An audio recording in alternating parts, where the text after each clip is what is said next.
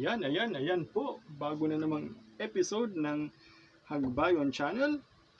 Gagamit po tayo ng wikang Filipino, Tagalog at hindi muna Ingles dahil sa request ng isa nating tagapakinig, manonood na tayo ay gumamit muna ng wikang Filipino o Tagalog.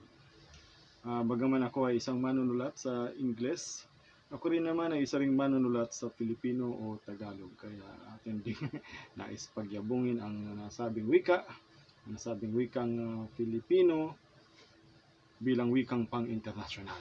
Diba? Okay po. Pag-usapan natin ngayon ay ang kumbaga inception, pinuminuluhiya ng politika sa Pilipinas. Lalong-lalo na ang lokal na politika. Kahapon lang ay napabalita ang pagkapatay kay Mayor Ronaldo Aquino ng Calbayog City. Ako po, ito ay isang malungkot na pangyayari para sa mga taga Calbayog. Kami po dito sa Hagbayon channel ay nakikidalamhati sa inyo sa malungkot na pangyayaring yan sa Calbayog, at sana po ay yan po ay maimbestigahan ng mabuti at mabigyan ng katarungan o hustisya ang kamatayan yan ng inyong mayor.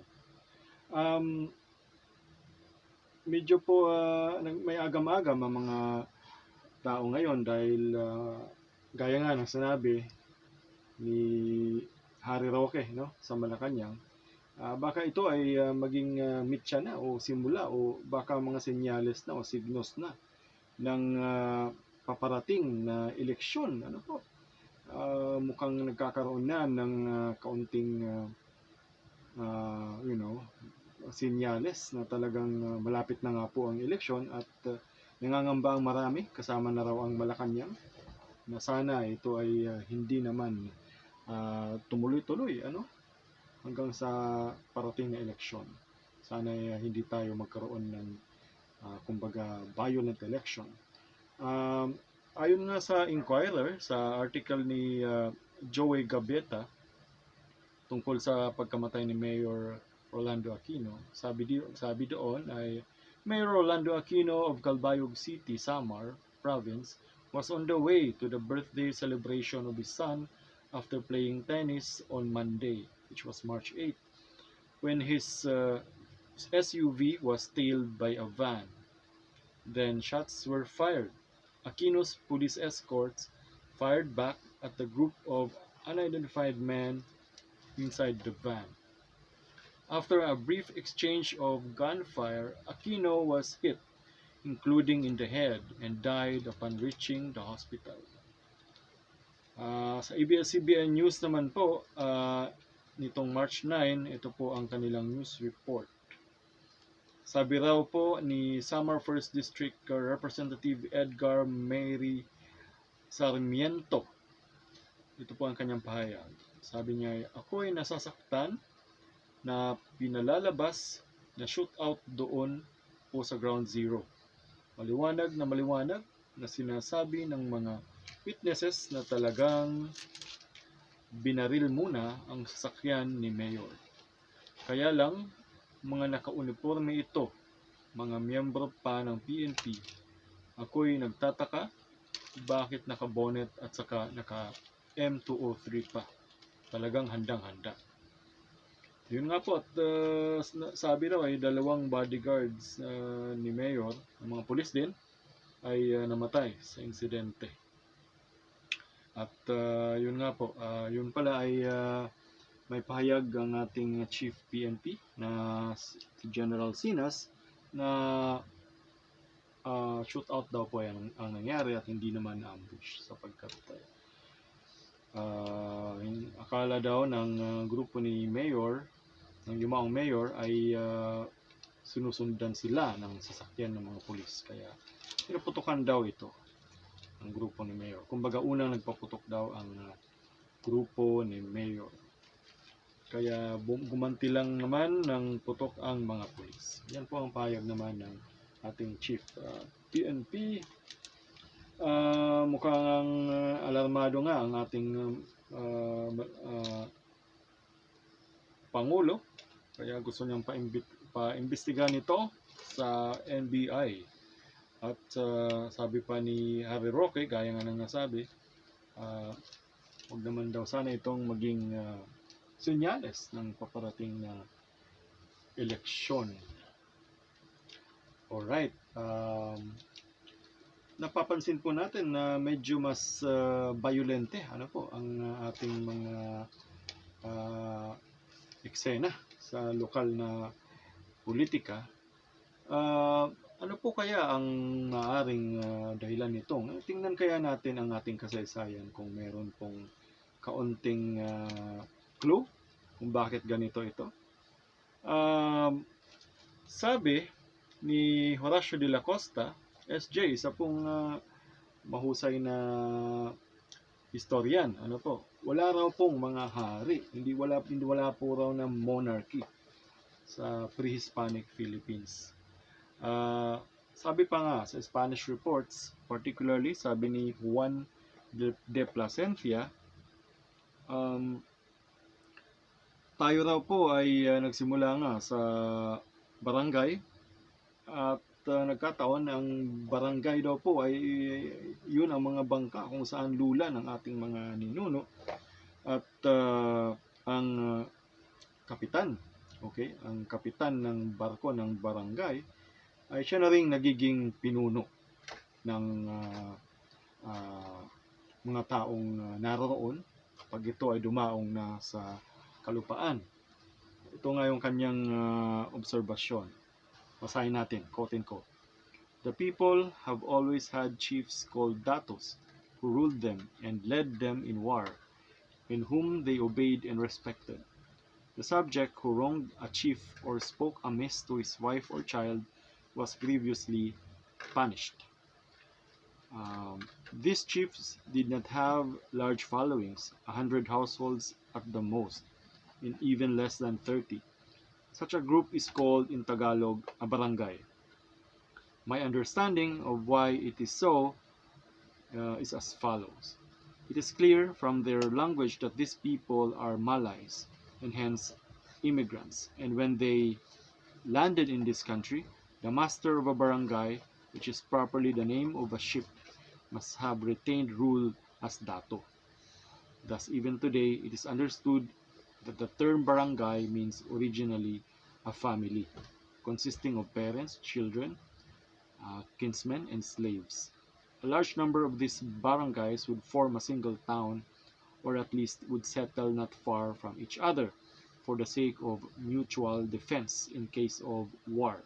They were not, however, subject to one another, but bound together by friendship or kinship.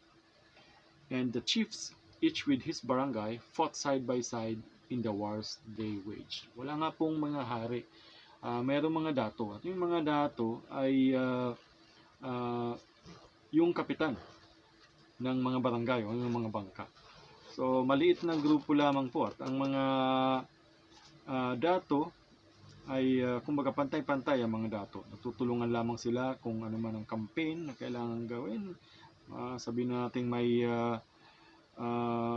gera, ganoon. Subalit paano po nung lumaki? Lumaki ang populasyon ng mga tao, ano po ang nangyari? Sabi naman ni Father Colin sa kanyang report. Bali, ito po ay mga translation na lamang sa English. Ito naman yung kanyang sabi. Ito daw ay naging career open to talent. Ano po ang pagiging leader? Career open to talent, yung pagiging dato. Basahin natin, quote and quote. Most of the chiefs are such not by blood but by ability and prowess. A man may be of lowly birth, but if he exerts himself, if by dint of hard work and shrewdness he accumulates wealth, whether it be by farming or husbandry, whether it be by trade or the practice of some craft known to them, such as that of blacksmith or silversmith or carpenter, whether it be by robbery and oppression, and it is usually this. Such a man acquires ascendancy and renown, all the more so, the more overbearing and ruthless he shows himself to be.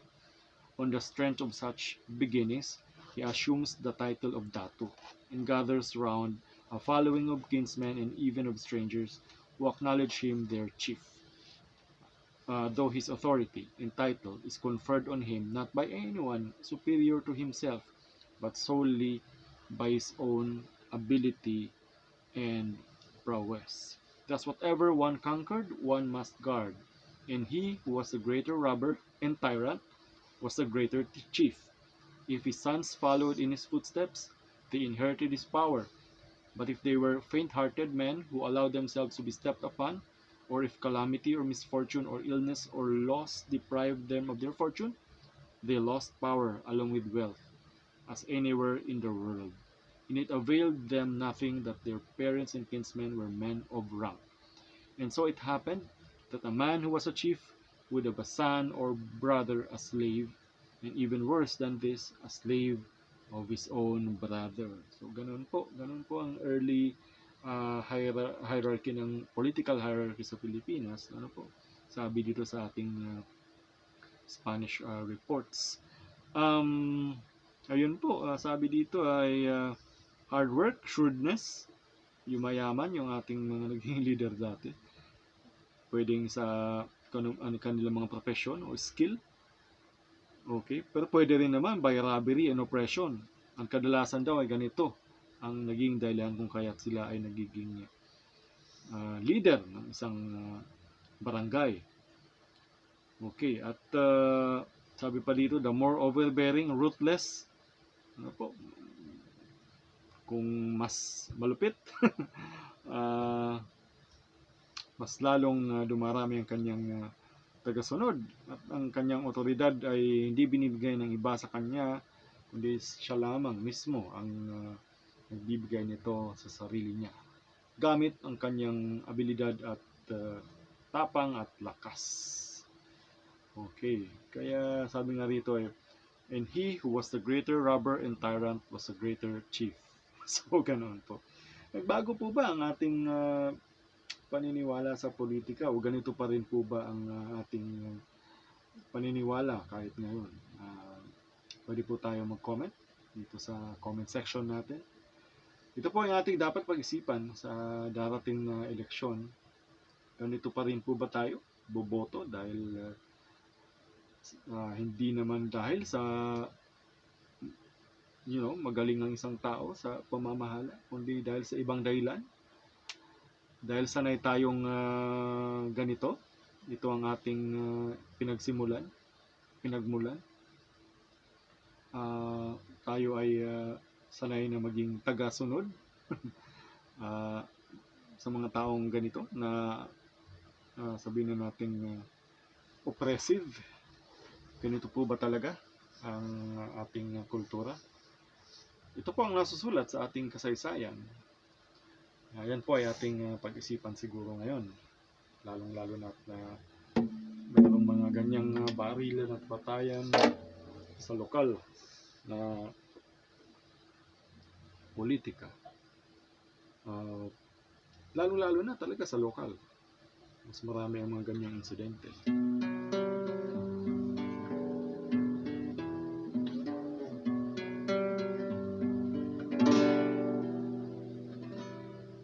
Maraming salamat. Salamat sa panonood, pakikinig. Ito po ang Hagbayon channel. Sana po ipanoorin din nyo ang iba ko pang video, current events, panitikan, iba pa, tungkol sa outdoors, tungkol sa prepping, etc. At saka sana po itatapusin ninyo ang mga video at hindi po kayo mag-miss o mag-skip ng ads para kumita naman tayo. At laging pakakatandaan, the pen is mightier with a sword. Maraming salamat!